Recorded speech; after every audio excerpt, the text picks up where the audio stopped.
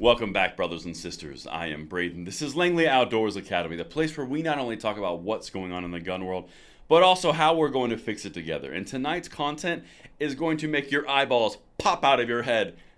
I can't even wait to read the comments on this one because apparently there's a new gun control group in town in Colorado, and it is making exclusively white women go there and do sit-ins because only their privilege can really land the demands. You cannot make this up. Everything will be linked for verification because this is this far out there of woo.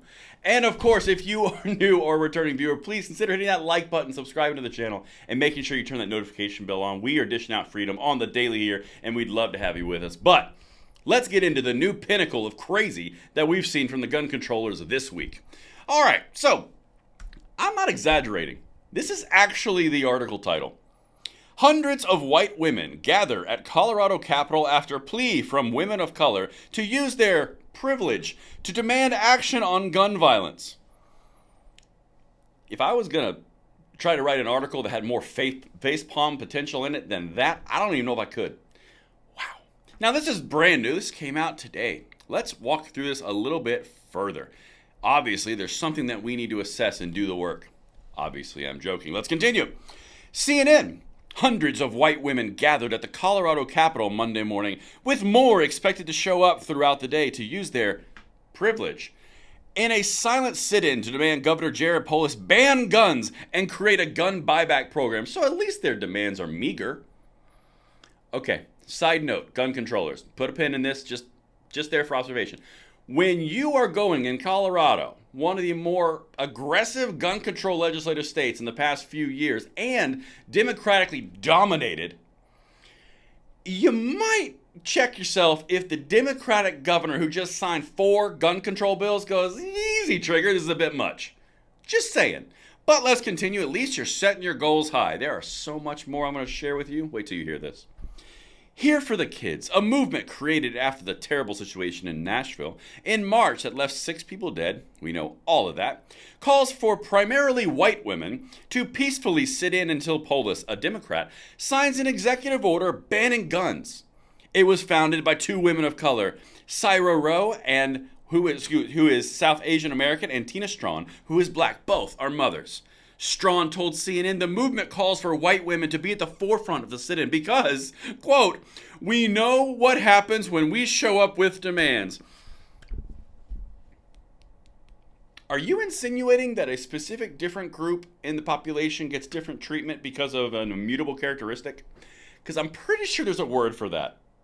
No? All right, let's keep going. I've got so much more because this was an epiphany. Check this out. Quote, so it appealed to me very much that this was actually a time where we were asking black folks and other marginalized and vulnerable communities to sit this one out and allow the white women and their privileged bodies, their privilege and their power to show up. It's time for them to show up, Strawn added. Yeah. Okay, we're just going to keep on going. We're going to avoid the obvious, but listen to the executive order.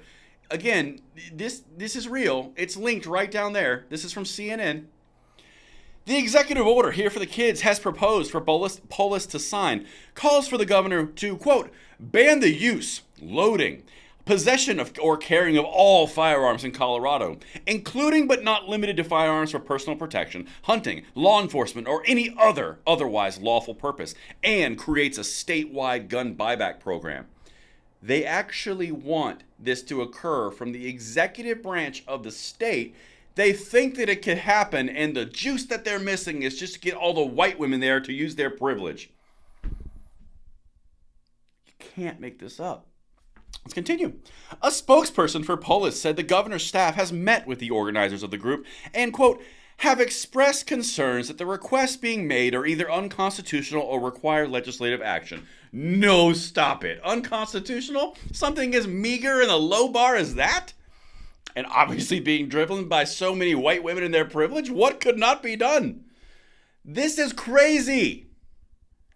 At what level do we start to just go, hey guys, maybe, just maybe, the extremists can sit the next few rounds out? Just maybe. Because the game of just push and push and push until you're all of a sudden a Martian is kind of old. But, you know, from our perspective, Hey, gun controllers, keep doing this. Because this is looking real good for you. Perception is everything, and I promise you, Target, Budweiser, we are noticing.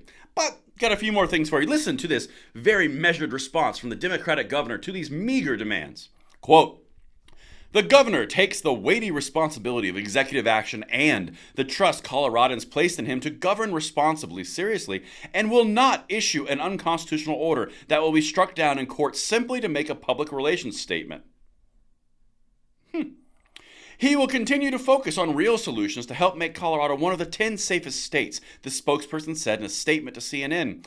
These individuals' calls to improve safety and prevent gun violence through their specific request for an executive order banning all guns would be simply unconstitutional.